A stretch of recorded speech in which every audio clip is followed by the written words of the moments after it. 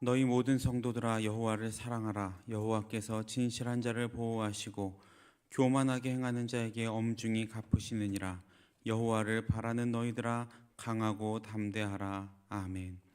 사랑과 은혜의 주님, 주일 후 3일 동안 우리를 주님의 품 안에서 품어주셨다가 이렇게 주님의 자리에 불러주시고 어려움 가운데에도 주님이 주시는 평안으로 매 순간 살아가게 하시니 감사를 드립니다. 주님의 은혜와 사랑으로 매일매일 살아갈 힘을 더하여 주시고 매일매일 새롭게 부어주시는 주님의 은혜 가운데 하루를 잘 살아갈 수 있도록 인도하여 주옵소서. 하나님의 놀라운 계획을 경험하는 오늘 하루가 되게 하시고 또 우리의 모든 삶이 되게 하여 주옵소서. 감사를 드리며 모든 말씀 예수님의 이름으로 기도드립니다. 아멘. 찬송가 384장 찬송 드리겠습니다. 384장입니다.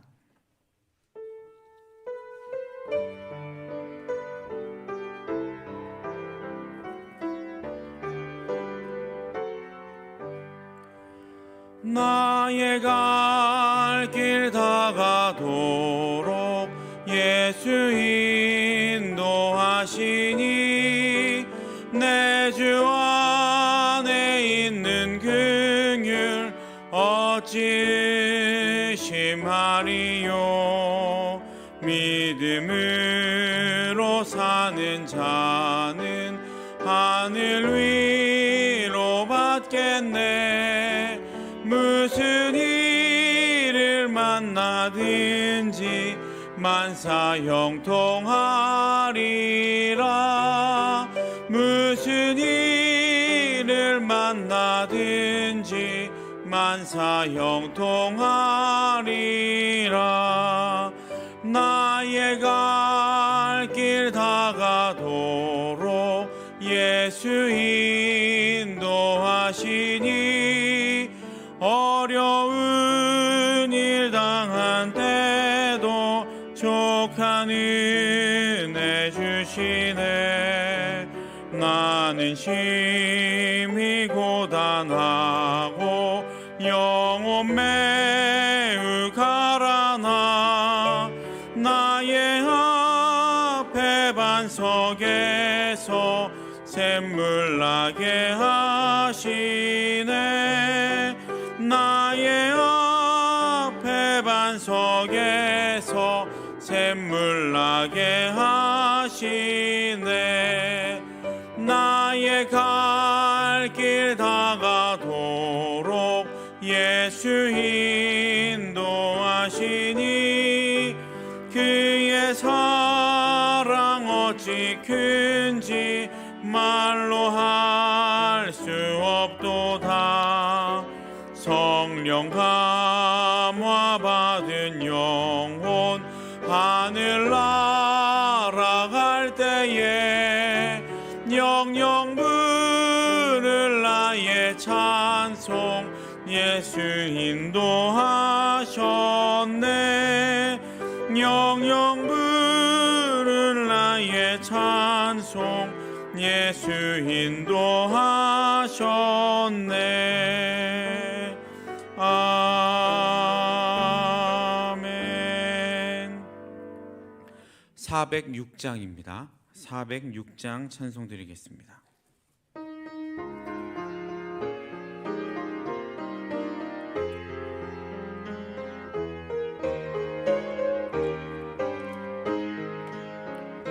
고난 내 영혼 편히 쉴 곳과 풍랑 일어도 안전한 폭풍까지도 다스리시는 주의 영원한 팔 의지해. 주의 영원하신 팔 함께 하사 항상 나를 붙드시니 어느 곳에 가든지 요동하지 않음은 주의 팔을 의지함이라. 세상 친구들 나를 버려도 예수 늘 함께 동행함으로 주의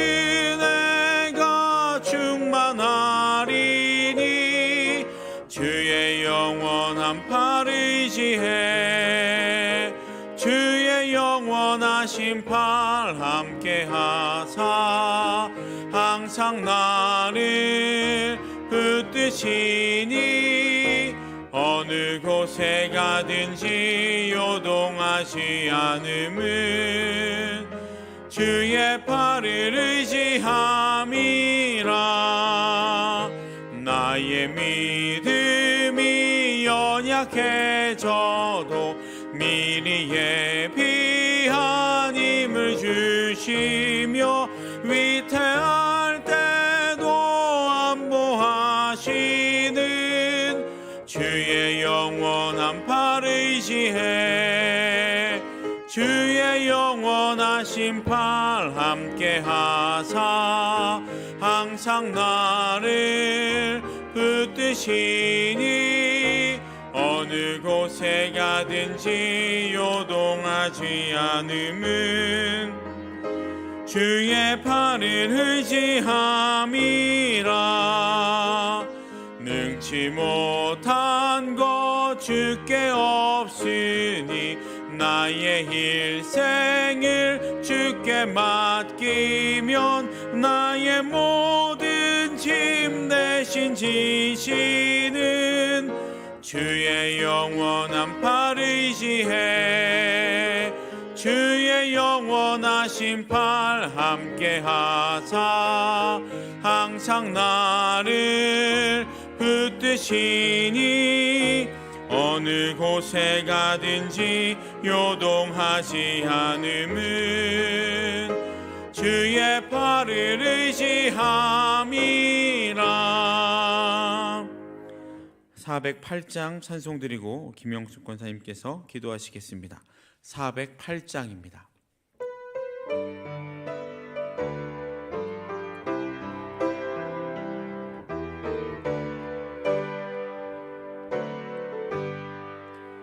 나 어느 곳에 있든지 늘 마음이 편하다.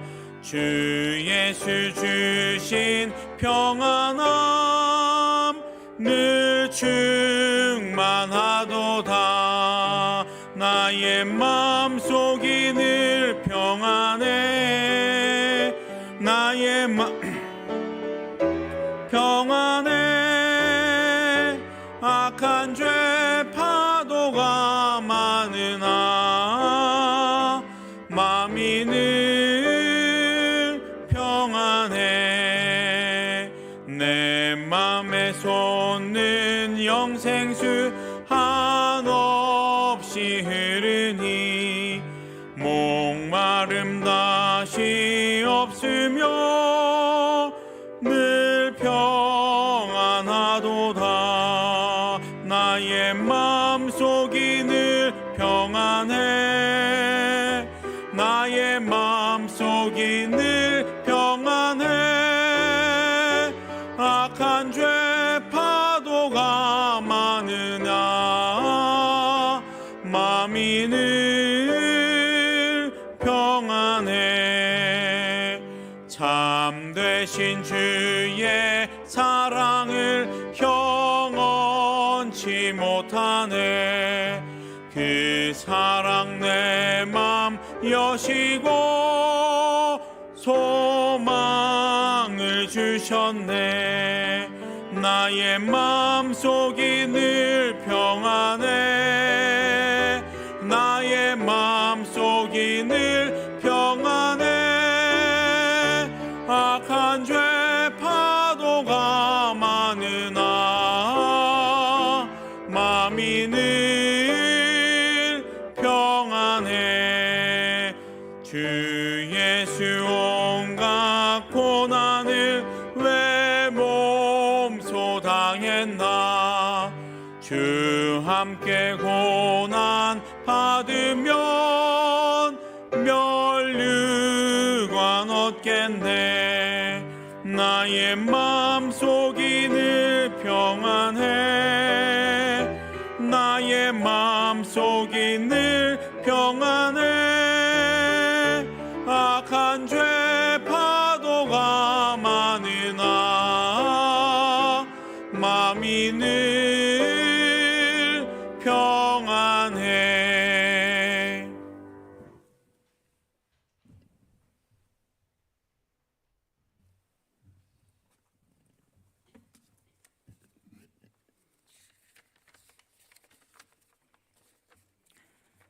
은혜와 긍휼이 풍성하신 하나님, 그 주님을 찬양하며 오늘 또 때를 따라 돕는 은혜를 얻기 위해 거룩하고 복된 자리에 함께 있게 하심을 감사드립니다. 주님은 우리의 연약함을 아시고 동정해 주기에 하나님의 긍휼을 구합니다. 주님, 저들의 생각과 말과 행동이 이기적이고 교만한 모습들이 하나님 보시기에 합당하지 않았던 것들을 용서하여 주시옵소서. 교우들이 하나님을 의지하며 성령 충만함을 얻어 사람에게가 아니라 하나님께 인정받는 자 되길 소망합니다. 우리 교회가 지역사회에서 좋은 이웃이 되게 하시고 선한 영향력을 끼치며 주님의 사랑이 흘러가는 통로가 되게 하옵소서. 교회 각 부서들을 통하여 교회가 부흥되고 세속경매지 않는 기관들이 되기를 원하옵나이다. 믿는 자들의 중심을 보시는 하나님, 사탄에게 마음 뺏기지 않도록 진실됨의 봉사와 헌신이 각자에게 아름다운 믿음의 삶으로 이어나가게 해주시옵소서. 나라를 위해 기도드립니다. 지방선거를 통하여 선출된 대통령과 지도자들이 공약을 잘 지키며 부정과 부패를 멀리하며 약자를 보호하고 통합을 이루는 하나님의 사랑과 정의가 실현되는 우리나라가 되게 하옵소서. 이 시간 강신일 목사님께서 하나님의 말씀을 선포하실 때에 저들의 심령이 참 평안을 얻게 하시고 영육간의 병든 자들과 상처받은 영혼들이 치유되는 은혜가 있게 하여 주시옵소서. 교회를 위하여 오랫동안 수고하신 담임 목사님의 수고와 노고에 하나님의 크신 상급이 있게 하옵시며 목사님 앞으로 남은 계획도 충만하게 채워 주시옵소서. 새로 초빙되시는 목사님을 위해 교우들이 기도하는 가운데 있습니다. 저희 교회의 말씀과 사랑에 충만한 목회자를 보내주시옵소서. 그 목사님과 교육 전도사님들 구역과 교육 돌보심에 어려움이 없게 하옵시며 앞날에도 하나님의 비전이 함께해 주시기를 기도드리고 원하옵나이다. 이 시간 구역원들의 찬양을 흠양하여 주시옵소서. 모든 이름 위에 뛰어나신 예수님의 이름으로 기도드립니다. 아멘.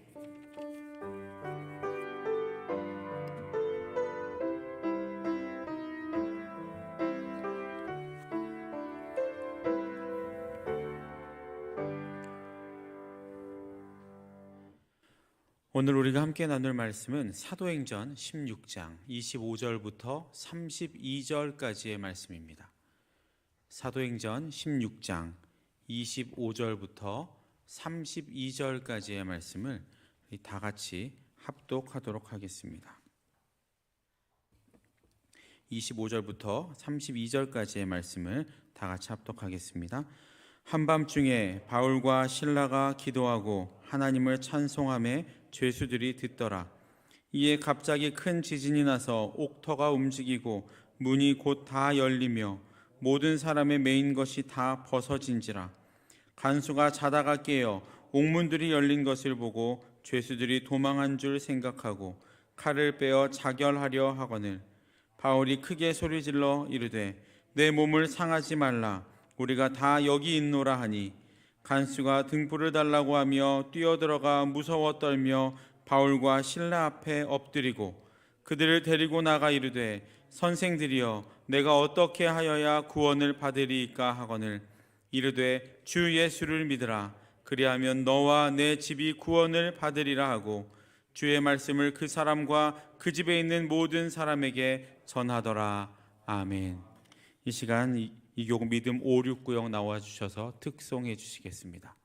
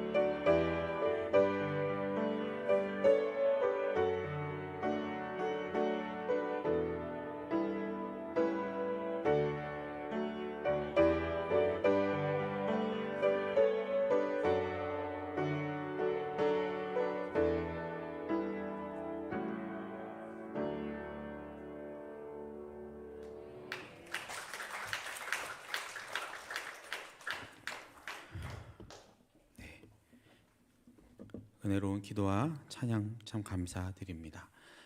주일 이후 세상에서 주님의 백성으로서의 삶을 살아가시다가 또 새로운 힘을 공급받으시고자 이렇게 3일밤 예배 자리에 나오신 여러분들을 주님의 이름으로 환영하고 축복합니다. 우리 매일 기도하고 있습니다 라고 옆에 계신 분들과 한번 인사 나눠주십시오. 매일 기도하고 있습니다. 그럼 한 번 더 이렇게 인사할까요? 성령으로 충만하십시오 라고 인사 나눠주십시오. 네, 우리는 지금 성령님을 기다리며 또 성령의 충만함을 위해 함께 기도하고 있습니다. 이 성령의 충만함을 통해 우리가 권능을 받고 땅끝까지 복음을 증거하는 담대한 주님의 백성들이 되기를 간절히 소망합니다. 오늘 본문은 사도 바울이 감옥에 갇혀있는 상황을 보여주면서 시작을 하고 있습니다. 사도 바울이 왜 감옥에 갇히게 되었는지는 이 오늘 본문의 앞부분에 잘 나타나 있는데 먼저 짧게 말씀을 한번 드리겠습니다. 사도 바울은 실라와 또 디모데, 누가와 함께 마게도니아 첫 성인 빌립보에 도착을 합니다. 거기에서 루디아라는 여인을 만나고 어느 날 기도처를 향해서 가다가 귀신 들린 점치는 여종, 노예 하나를 만나게 됩니다. 이 귀신 들린 여종이 어떤 여종인지 잘 알고 계시죠? 정말 귀신같이 잘 맞히는 여종이었습니다. 귀신 들렸으니 귀신같이 잘 맞췄겠죠. 이 노예는 주인에게 속박이 되어서 이 주인에게 돈벌이를 시켜주는, 주인 입장에서는 그냥 이용하는 사람에 불과했습니다. 이 주인은 이 노예로 인해서 많은 돈을 벌었습니다. 그런 모습을 본 바울은 이 여종이 아주 불쌍히 여겨서 이 여종을 묶고 있던 귀신을 쫓아내 주었습니다. 그랬더니 이 귀신 들린 여종이 어떻게 됐습니까? 멀쩡한 사람이 되었죠. 정말 감사한 일입니다. 그런데 뜻밖의 문제가 생깁니다. 이 여종을 통해서 그동안 짭짤하게 수입을 챙겨왔던 이 주인이 자신의 돈벌이가 중단된 것에 대해서 화가 나서 바울과 실라를 고발합니다. 한 영혼이 온전히 회복된 것에 전혀 관심이 없고 그저 자신의 이익이 끊어진 것에만 화를 내는 주인의 모습에서 우리는 우리의 모습을 혹은 이 세상의 모습을 발견할 수 있습니다. 한 영혼이 올바로 살아가는 것이 더 중요한데 당장의 이익을 위해서 노동력을 착취하고 혹은 이 아이들에게 계속해서 공부만을 강요하고 있는 이 사회의 모습들 말입니다.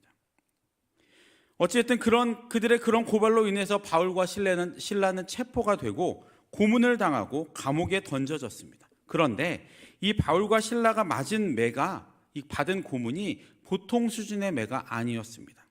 이 성경 학자들에 의하면 엄청나게 많은 매를 맞았다라고 이야기합니다. 그것을 알 수 있는 것이 이 성경에 나와 있는데 22절을 보시면 매로 치라 하여라고 성경을 말하고 있죠. 매로 치라 하여.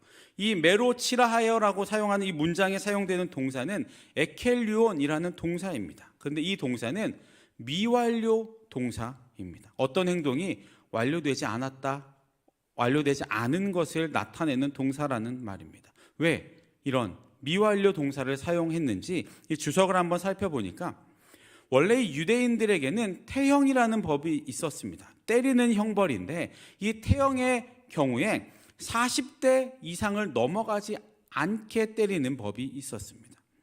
최대 40대까지 때릴 수 있었다라는 거죠. 40대 이내까지.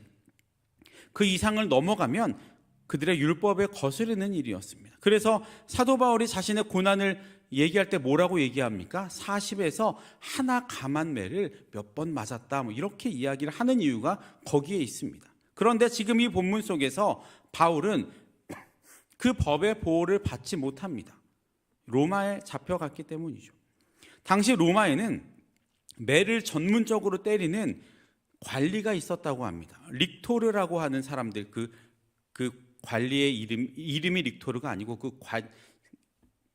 자리가 릭토르라는 자리인데 이 사람들은 말 그대로 사람을 때리는 직업이었습니다. 그러니 얼마나 잘 때렸겠습니까? 아마도 예수님께서 매질을 당하실 때도 아마 이 사람들이 그렇게 때리지 않았을까 생각이 듭니다. 그런데 이 사람들이 관원들이다 보니까 상관들이 멈추라고 해야 멈춥니다. 상관들이 멈추라고 하지 않으면 계속해서 때립니다.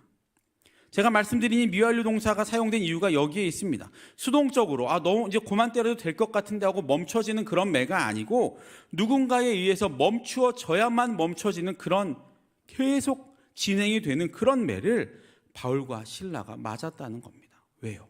선한 일을 했는데, 한 여종을 살렸는데 또 정당한 재판조차 받지 못하고 그런 매를 맞았다라는 겁니다. 그렇게 혹독한 매질을 끊임없이 당한 바울과 실라는 이제 발에 착고를 차고 깊은 옥에 갇히게 됩니다.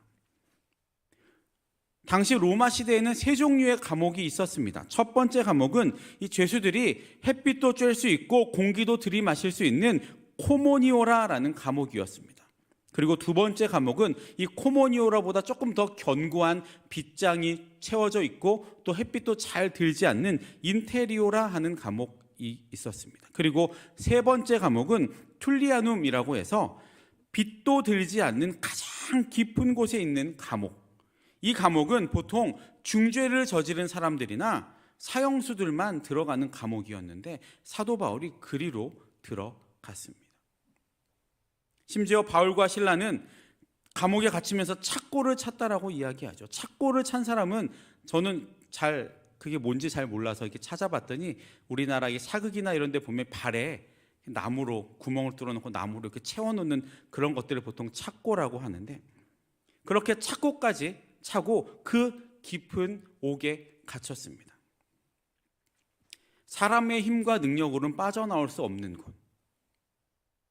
한마디로 바울과 실라가 이 감옥에서 나올 수 있는 방법은 바울과 실라를 가둔 사람이 사면을 해주거나 아니면 죽거나 하는 방법밖에는 없었습니다. 심지어 이 두 사람은 어떤 상태입니까? 엄청나게 많은 매를 맞은 상태였습니다. 그것이 회복되는 것만 해도 오랜 시간이 걸릴 텐데 그 감옥에서 절대로 나올 수 없는 상황이었죠. 지금 그 상황이 오늘 본문 25절의 이전의 상황들입니다. 그런 상황에서 이제 본문의 유명한 사건들이 전개가 됩니다. 25절을 보시면 한밤중에 바울과 실라가 기도하고 하나님을 찬송하며 죄수들이 듣더라라고 기록이 되어 있습니다. 이 부분이 좀 독특한 부분입니다. 여러분, 우리가 보통 기도를 할 때는 언제 기도를 합니까? 물론 매 순간 기도를 하시죠. 그런데 정말 간절하게 기도할 때는 보통 우리가 절박할 때, 간절한 소원이 있을 때, 아니면 내 가족이 아프거나 내가 아플 때, 어려운 일이 닥쳤을 때 하나님 도와주십시오라고 하는 기도가 보통 나오죠. 정말 내 상황이 정말 좋은 상황 가운데 있다면 이런 간절한 기도, 하나님 도와주십시오라고 하는 이런 기도가 잘 나오지 않습니다. 그저 감사의 기도를, 하나님 이 모든 상황에 감사합니다라고 하는 감사의 기도를 하겠죠. 아마 지금 바울과 실라가 하는 기도도 그런 절박함 가운데 나오는 그런 기도였을 겁니다. 그리고 여러분, 찬송, 바울과 실라가 기도와 찬송을 했다고 하는데 찬송은 보통 또 언제 나옵니까? 절박할 때 많이 나옵니까? 아니면 내가 형통하고 내가 감사하고 뭔가 충만한 상태에 이르렀을 때 더 많이 나옵니까? 보통 후자에 더 많이 나오죠. 저도 그런 경험이 있는데 정말 내 마음이 낙심되고 어려움 가운데 있을 때는 이 찬양조차 잘 나오지 않습니다. 그래서 시편의 기자들이 참 대단한 겁니다. 그런 어려운 상황 가운데에도 찬양의 시를 쓸 수 있었으니 말입니다. 어찌됐든 지금 이 본문의 상황에서 바울과 실라는 기도하고 찬송을 했다는 극과 극의 모습을 보여주고 있습니다. 바울과 실라는 기도하고 찬송했습니다. 간절함과 기쁨이 지금 이 안에 공존하고 있다라는 거죠. 그런데 이 부분을 헬라어 원어로 좀 살펴보면 우리 한글 성경과는 느낌이 조금 다릅니다. 그 이유는 우리말에는 사실 이 시제라는 것이 별로 많이 나타나 있지 않아서 그저 기도하고 찬송한다라고 하는 이 구절을 봤을 때 우리가 심야 기도회나 이런 기도할 때처럼 막 찬송하고 또 기도하고 찬송하고 기도하고 이런 모습을 많이 상상을 하실 텐데 이 헬라어 원문으로 보면 지금 이 상황은 기도했다라는 동사와 찬송했다라는 동사 사이에는 시간차가 있습니다. 그래서 이 부분을 조금 더 정확하게 번역을 하면 기도한 후에 찬송했다라고 번역을 할 수 있습니다. 다시 말해서 바울과 실라는 이 감옥 안에서 어떤 간절한 문제를 놓고 기도하다가 그 기도의 결과로 찬송을 했다라고 볼 수 있는 거죠.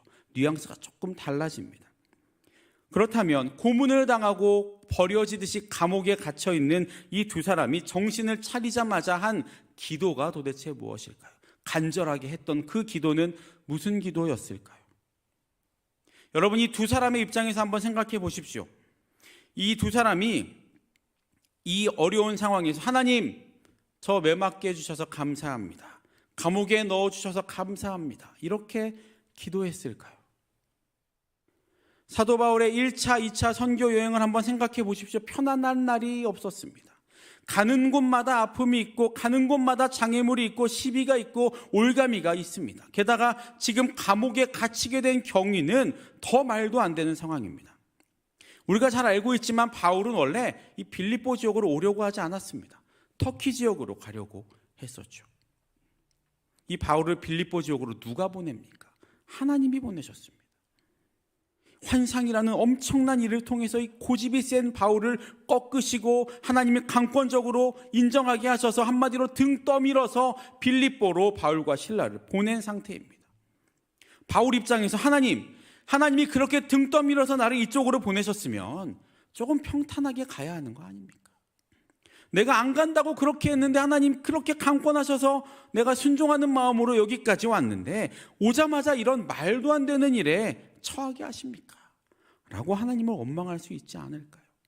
또 더 나아가서 하나님, 이번에는 내가 정말 매맞다 죽을 뻔했습니다. 그런데 제가 여기에서 이렇게 매맞다 죽으면 하나님이 억지로 보내신 이 선교의 문이 닫히는 거 아닙니까? 라는 의문도 들지 않았을까요? 바울이 워낙 신앙이 좋아서 그런 생각이 하나도 없었을까요? 여러분 어떻게 생각하십니까? 제가 좀 너무 매정한 것 같지만 여러분, 사람들은 다 똑같습니다. 사람들 사이에서 신앙이 좋다, 신앙이 나쁘다라는 건 아주 한 끗 차이, 아주 조그마한 차이입니다. 다 비슷한 생각을 가지지만 그 생각에 지배되는 사람과 그렇지 않은 사람들로 신앙이 나뉘어지게 되는 거죠. 바울도 지금 이런 상황에서 아마 우리와도 같은 생각을 했을 겁니다. 하지만 그 생각에, 그 상황에 바울은 매몰되지 않고 기도할 수 있었기에 지금 우리가 알고 있는 이 바울이라는 사람이 된 것입니다.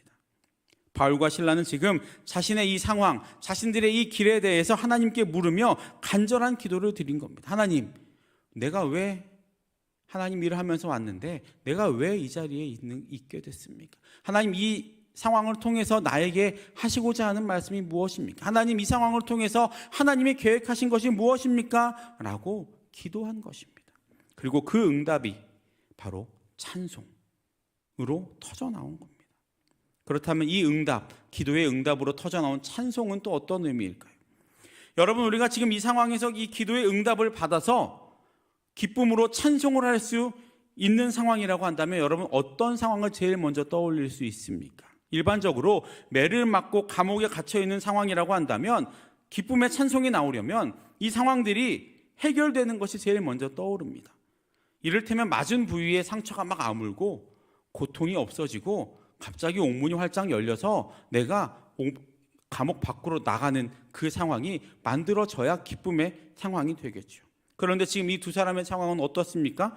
고통이 사라진 것도 아니고 감옥 문이 활짝 열려서 밖으로 나온 것도 아닙니다. 그들은 간절히 기도했고 그 기도에 대한 응답으로 찬송을 부르는데 그들이 처한 상황은 하나도 변한 것이 없다라는 겁니다. 그런데 바울과 실라는 그렇게 하나님의 기도 후에 응답의 찬송을 드렸습니다. 그 이유는, 그렇게 그들이 응답의 찬송을 드릴 수 있었던 이유는 지금 자신들이 처한 이 상황의 주인공이, 하나님이 만들어 놓으신 계획과 같은 이 상황의 주인공이 바울과 실라 자신들이 아니라 다른 사람임을 알게 되었기 때문입니다. 우리는 이 본문을 알고 있는 사람들, 제3자이기 때문에 오늘 본문의 초점이 누구에게 맞추어져 있는지 다 알고 있습니다. 이 본문에서의 주인공이 누구입니까? 바울과 실라가 아니라 간수입니다. 바울과 실라의 기도와 찬송이 터져 나오자 갑자기 고요하던 밤에 정막을 깨고 지진이 일어납니다. 저는 지진을 겪어본 적이 없어서 잘 모르지만 엄청난 흔들림이었던 것 같습니다. 26절을 보면 옥터가 다 움직이고 문이 다 열리고 모든 사람의 메인 것이 다 벗어졌다라고 기록이 되어 있죠. 그 지진과 함께 죄인들을 지키고 있던 간수도 깨어났습니다. 그 상황을 한번 생각해 보십시오.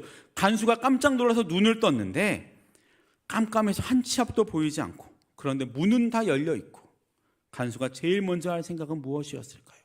지진에서 살아났다라는 마음이 먼저 들었을까요? 아니면 죄수들이 도망간 거 아니야 라는 생각을 먼저 했을까요?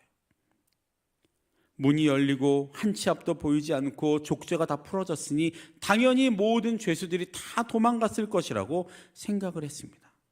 간수는 이제 큰일이 났다고 했겠죠. 왜냐하면 당시 로마의 형법에는 자기 책임을 지는 죄수가 탈옥을 하거나 어떤 문제가 생기면 대신 목숨으로 갚아야 하는 법이 있었다고 합니다. 이래저래 죽을 거 벌을 받고 죽기보다는 그저 내가 먼저 스스로 목숨을 끊어서 지진 때문에 이 사람이 죽었구나라고 생각하게 하는 것이 좀 덜 굴욕적이겠다라는 생각을 했는지 간수는 칼을 빼어 스스로 자신을 죽이려고 했습니다. 바로 그때 캄캄한 지진의 현장 그 안에서 큰 소리가 납니다. 28절에 이렇게 기록이 됩니다. 바울이 크게 소리질러 이르되 내 몸을 상하지 말라 우리가 다 여기 있노라 하니. 그 소리를 들은 간수는 깜짝 놀랐습니다. 그리고 자신의 귀를 의심하고 불을 켜서 캄캄한 안을 들여다봤더니 세상 충격적인 장면이 그 안에서 펼쳐지고 있습니다. 간수의 상식으로는, 아니 우리들의 상식으로는 간수보다 더 깊은 절망에 놓여 있는, 눈앞에 죽음밖에 없고 그 안에 있어봐야 죽는 길밖에 없는 사람들이 도망가지 않고 그 자리에 그대로 있는 겁니다. 그러면 안 되겠지만 저나 여러분이 그 자리에 죄수의 입장이라고 한번 생각해 보십시오. 지진이 나고 터가 흔들려서 나를 묶고 있던 모든 것은 다 풀어지고 문이 활짝 열렸습니다. 100이면 100 다 밖으로 뛰어나갈 겁니다. 그런데 간수의 눈앞의 상황은 자신의 모든 지금까지의 상식과 자신이 갖고 있던 모든 경험들을 다 뒤집어 버린 상황이었습니다. 여기에서 이 간수가 충격을 받은 겁니다. 도대체 저 사람들의, 바울과 실라 저 사람들의 삶의 원리는 무엇일까? 다 열렸는데 왜 도망가지 않고 있을까? 오늘 이 설교에는 두 가지 초점이 있습니다. 첫 번째는 우리가 하는 기도의 한계는 우리에게 있는 것이 아니라는 것입니다. 요즘 제가 설교할 때마다 자꾸 본의 아니게 TV 이야기를 자꾸 이렇게 하는데, 나의 해방일지라는 드라마 혹시 보셨습니까? 그런 드라마가 있습니다. 며칠 전에 종영을 했는데, 제가 드라마를 엄청 많이 보고 그러지는 않는데 가끔 보다 보면 기억에 깊이 남는 장면들이 가끔 있습니다. 이 드라마에서 여자 주인공이 이런 말을 합니다. 자신이 고등학교 때 교회를 다녔는데 함께 교회에서 신앙생활하는 친구들이 내는 기도 제목을 보며 놀랐다고 말합니다. 그 기도 제목을 보니까 시험 잘 보게 해주세요, 좋은 대학 가게 해주세요, 좋은 직장 들어가게 해주세요, 이런 것들이 친구들이 내는 대부분의 기도의 제목이었다라고 합니다. 그런데 자신은 그게 의아해 했다고 말합니다. 아니, 신이라는 존재에게 기도하는데 고작 기도 제목이 좋은 성적, 좋은 직장, 좋은 대학, 그게 다라고? 신인데, 모든 것을 다 들어줄 수 있는 신인데 그런 기도 제목을 낸다고? 이런 생각으로 의아해했다고 합니다. 그래서 자신은 그런 기도 제목을 냈다고 합니다. 나는 지금 어디까지 와 있는지 좀 알려주세요. 내가 누구인지 좀 알려주세요. 즉 존재론적인 질문에 대한 답을 얻고 싶어 했다는 겁니다. 저는 그 장면을 보고 좀 깊은 생각을 하게 됐습니다. 이 드라마를 쓰신 분이 기독교인인지는 잘 모르겠습니다. 하지만 그렇게 깊이 생각해 보지 않았던 이 기도의 근본적인 질문은 저를 포함한 우리들에게도 필요할 것 같다는 생각을 했습니다. 다시 본문으로 돌아가서 바울과 실라도 자신의 기도의 제목과 한계가 자신에게 있지 않고 하나님에게 있다는 것을 감옥에 들어가서 절실하게 깨닫게 됐습니다. 그리고 자신이 갇힌 것이 하나님의 경륜과 하나님의 계획 가운데 있는 것이라면 이 갇히는 고난과 불편함을 통해서 이루어 가시는 주님의 그 목적은 무엇일까? 그것을 고민하게 되었고, 하나님의 계획이 갇힌 자신을 통해서 이 간수에게 있다는 것을 깨닫게 된 겁니다. 그래서 옥문이 열렸는데도 도망가지 않고 그 자리에 남아 있었던 겁니다. 여러분, 형통이라는 것이 무엇입니까? 우리는 만사형통이라는 말을 참 많이 쓰죠. 그런데 우리가 원하는 그 형통이라는 것이 도대체 무엇입니까? 우리는 보통 오늘 이 본문에서 형통이라고 한다면 문이 열리고 족쇄가 풀어진 이 모습, 그래서 나올 수 있게 만들어진 이 모습을 형통이라고 말할 겁니다. 하지만 사도 바울의 모습에서 볼 수 있는 형통은 내가 원해서 이루어지는 것이 아니라 그것이 고난의 모습이고 불편한 모습이고 찌들은 모습이고 모자라고 부족한 모습일지라도 그런 모습을 통해서 하나님의 말씀이 이루어지고 하나님의 경륜이 펼쳐지는 것을 내가 바라보는 것, 그것을 인정하는 것, 그것이 사도 바울의 모습에서 보는 진짜 형통이라는 겁니다. 요셉을 한번 생각해 보십시오. 요셉은 어떤 사람이었습니까? 감옥에 갇히고 어려움을 겪지만 결국은 애굽에서 전무후무한 국무총리가 되죠. 우리는 보통 여기가 형통이라고 이야기를 합니다. 그 어려움을 다 이기고 국무총리의 자리에 오른 요셉이 형통한 사람이라고 이야기합니다. 하지만 요셉을 향한 하나님의 계획 안에서의 형통은 그때가 아니었습니다. 기근의 때를 예비하여 하나님이 요셉을 앞서 애굽에 보내셨다는 사실을 형들이 곡식을 구하러 와서 자신 앞에 무릎을 꿇는 모습을 통해서 나를 통한 하나님의 계획이 이루어지고 있다라는 그것을 깨닫는 그 순간, 그리고 하나님의 그 엄청난 퍼즐의 마지막 한 조각이 끼워져서 그 큰 그림이 완성되는 순간을 바라보게 되는 그 순간이 요셉에게 있어서 이 성경이 말하는 진정한 형통이라는 겁니다. 하나님의 말씀의 경륜이 내 인생을 통해서 이루어지는 그 형통의 복을 체험하시는 여러분들이 되시기를 주님의 이름으로 축복합니다. 하나님을 향한 기도의 한계는 하나님께 있다는 것이 오늘 설교의 첫 번째 초점이고, 두 번째 초점은 오늘 본문에서 간수가 받은 충격입니다. 지진이 나고 제일 충격받은 사람은 죄수들이 아니라 간수였습니다. 지진 때문에 충격받은 것이 아니고 지진으로 인해 탈출할 수 있었던 죄인들이 탈출하지 않고 그 자리에 있는 것 때문에 간수는 충격을 받았습니다. 자기 상식으로는 이 죄수들이 다 도망갔어야 맞습니다. 당연히 그럴 줄 알았고, 그래서 상황을 더 파악하거나 죄수들을 찾아볼 생각도 하지 않고 자신을 죽이려고 한 것이죠. 그런데 그 자욱한 연기 너머로 자신에게 다가오는 상황은 모든 것이 자신의 예상과는 달랐고, 여기에서 이 간수의 가치관이 혼란해지고 그것 때문에 충격을 받게 된 겁니다. 도대체 저 사람들은 어떤 생각을 가진 사람들이기에, 어떤 삶의 원리를 가지고 사는 사람들이기에 이 상황에서도 도망가지 않을 수 있는가? 이런 생각이 간수의 머리를 어지럽게 만든 겁니다. 여기에 중요한 하나님의 메시지가 있습니다. 우리 각자 일터에서 어떤 직종의 일을 가지고 어떤 삶의 자리에서 어떤 모습을 가지고 살던 간에 이 하나님을 믿지 않는 세계 속의 삶을 살아가는 사람들이, 믿는 자들, 우리들의 삶의 공식과 삶의 방식을 들여다보고 이 간수가 느낀 전율을 느끼면서 혼란을 느끼고 충격을 받아야 한다는 겁니다. 세상 사람들의 삶의 방식하고 똑같은 삶의 방식으로 믿는 자들이 살아가서는 안 된다는 겁니다. 그러시진 않겠지만 남들이 하는 거 다 하고, 학생들을 예를 들면 남들이 시험 볼 때 다 부정행위 하니까 나도 좀 그렇게 해서 성적을 올려야겠다. 남들도 자기 이익을 위해서 거짓말 좀 하니까 나도 좀 거짓말 좀 해야겠다. 이러면 우리가 세상 사는 사람들과 다른 것이 무엇입니까? 우리 앞에서는 세상 사람들이 그런 얘기 안 하지만 뒤에서는 이런 얘기합니다. 예수 믿는 사람이나 어디 가서 점치는 사람들이나 다 똑같구만. 복 받게 해달라고 비는 것밖에는 없네. 제가 정말 들은 이야기입니다. 여러분, 세상 사람들을 우리를 보고 충격을 받아야 됩니다. 저 사람은 돈이 있는데 내가 보기엔 돈으로 세상을 사는 사람 같지는 않아. 저 사람은 저 자리에서 어떤 일을 해도 누가 뭐라고 하지 않을 권세와 명예가 있는 사람이 있는데 그 권세와 명예 믿으며 살아가는 사람 같지가 않아. 저 사람이 사는 힘은 도대체 뭘까?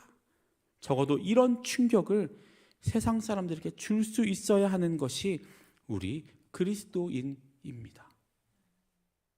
그래서 세상 사람들이 우리가 사는 방식, 세상은 도저히 이해할 수 없는 이 공식과 삶의 가치를 보고 충격을 받고 스스로 다가와, 아니 도대체 당신들은 뭘 믿고 이렇게 살아갑니까? 이렇게 물을 수 있게 살아가야 합니다. 이 간수처럼 말이죠. 이 엄청난 일을 당한 간수가 바울과 실라에게 나와 뭐라고 질문합니까? 30절입니다. 그들을 데리고 나가 이르되 선생들이여 내가 어떻게 해야 구원을 받으리까 하거늘. 이 질문, 어떻게 해야 내가 구원을 받겠습니까? 라고 한 이 질문이 세상 사람들의 입에서 터져 나와야 합니다. 이 질문을 받은 바울은 뭐라고 대답합니까? 우리가 잘 알고 있는 이 말씀 31절을 우리가 함께 읽어볼 텐데, 우리가 이 간수에게 또 이 세상에게 해주는 말로 생각하시고 함께 힘을 다해 읽어보도록 하겠습니다. 시작. 이르되 주 예수를 믿으라. 그리하면 너와 내 집이 구원을 받으리라 하고. 아멘. 간단한 답이지만 간단한 이야기가 아닙니다. 우리는 이 답에서 보통 예수 믿어야 천국 갑니다라는 것을 유추하곤 합니다. 물론 틀린 말은 아니지만 여기에서 바울이 대답한 이 대답에는 그것보다 훨씬 더 깊은 뜻이 들어가 있습니다. 간수가 이 질문을 한 이유는 이들의 삶의 방식에 대한 질문이었습니다.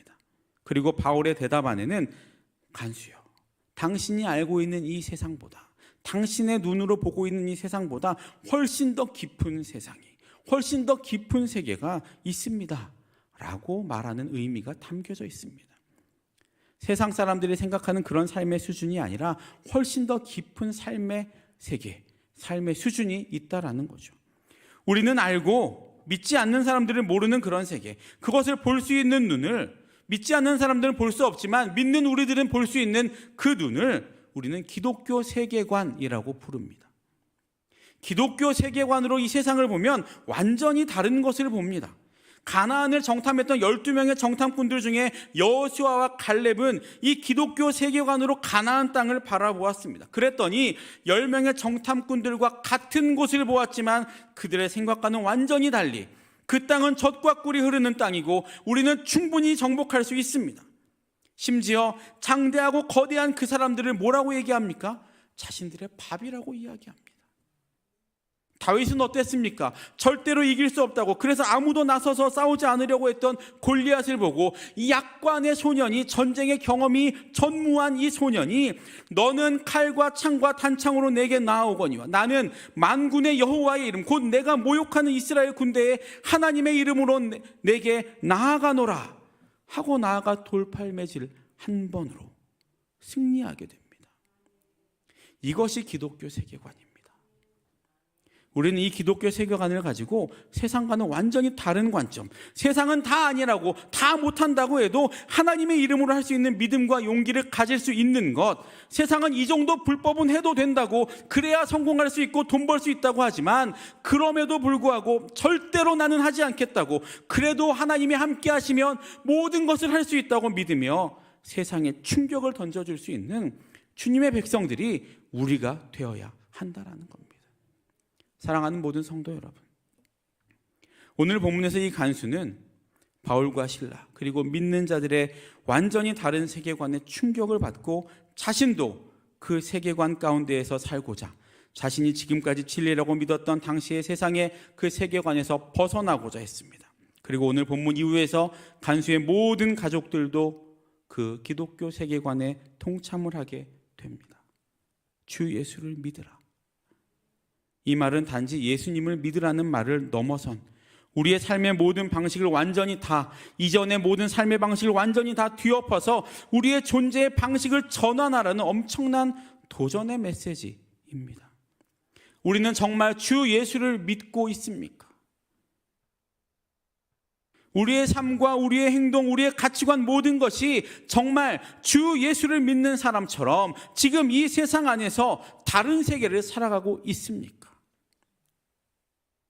이 세상에서 벗어나 완전히 다른 삶을 고수하면서 나는 저들과 달라 이런 삶을 살아가시라는 말씀이 아닙니다. 오늘 이 말은 세상 안에서, 세상 속에서 세상에 그냥 녹아 없어지는 물이 되라는 말이 아니라 세상에 녹아 없어지되 짠맛을 유지하는 소금처럼 이 세상 속에서 완전히 다른 것을 바라보는 사람이 되어야 한다라는 말입니다. 세상에 지라는 말이 아니라 세상 속에서 오히려 당당하게 믿는 자의 소리를 내는 자가 되어야 한다라는 겁니다.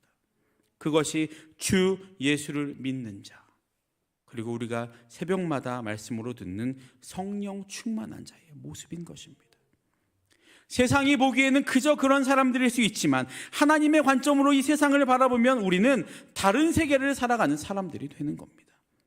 사람들에게 주 예수를 믿으라, 즉 당신이 알고 있는 것보다 훨씬 더 큰 세계가 있습니다.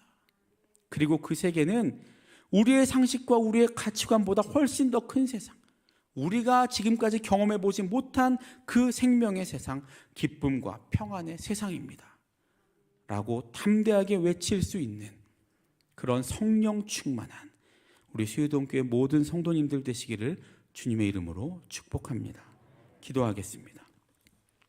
사랑과 은혜의 주님, 감사를 드립니다. 부족하고 모자란 저희들을 주님의 자녀로 삼으시고 주님의 백성으로 삼으시고 우리를 통해 하나님의 일을 계획하시고 이루어가게 하심에 감사를 드립니다. 하나님, 우리의 삶의 가치관이, 우리의 시선과 우리의 관점이 완전히 변화되기를 소망합니다. 세상의 가치관으로 삶을 살아가는 그리스도인이 아니라 하나님의 가치관으로 세상을 바라보는 그리스도인이 되게 하여 주옵소서. 그리고 그렇게 하나님의 관점으로 세상을 살아가는 우리를 보고 이 세상 사람들이 충격을 받아 다가와 우리가 그렇게 살려면 어떻게 살아야 하냐고 물어보게 하는 그런 믿는 자들이 되게 하여 주옵소서. 그리고 그런 자들에게 주 예수를 믿으라 라고 담대하게 외치는 주님의 자녀들이 되게 하여 주옵소서.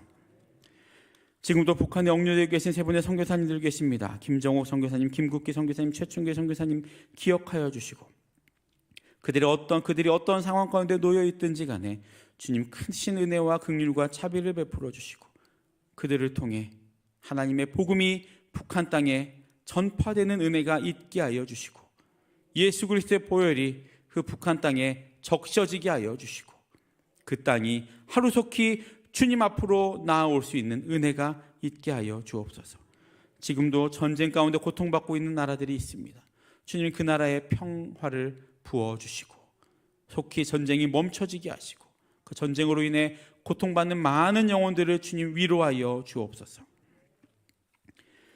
감사의 제목과 기도의 제목과 감사의 마음이 있어 1,000문 제물을 주님께 올려드립니다. 448번째, 35에서 36번째, 280번째, 590번째 믿음의 예물을 받아주시고 마음의 소원과 기도의 제목을 하나님의 때 하나님의 방법으로 아름답게 이루어주시는 놀라운 은혜가 있게 하여 주옵소서.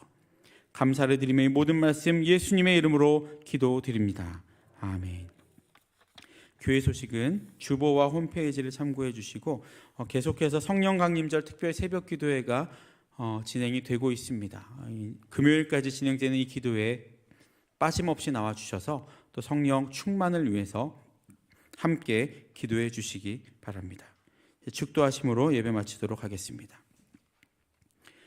이제는 우리 주 예수 그리스도의 은혜와 하나님의 사랑과 성령님의 귀한 은사가 세상을 향한 하나님의 뜻을 깨닫고 세상을 향한 큰 그림을 우리를 통해 그리시기를 원하시는 하나님의 귀한 도구들로 이 세상에 주 예수를 믿으라고 담대하게 외칠 수 있는, 외치기로 결단하는 이 자리와 영상으로 예배드리는 모든 주님의 자녀들과 그들의 삶의 터전과 가정 위에, 그리고 이 수유동교회와 이 나라와 이 민족 위에 이제로부터 영원까지 함께 하시기를 간절히 축원하옵나이다. 아멘.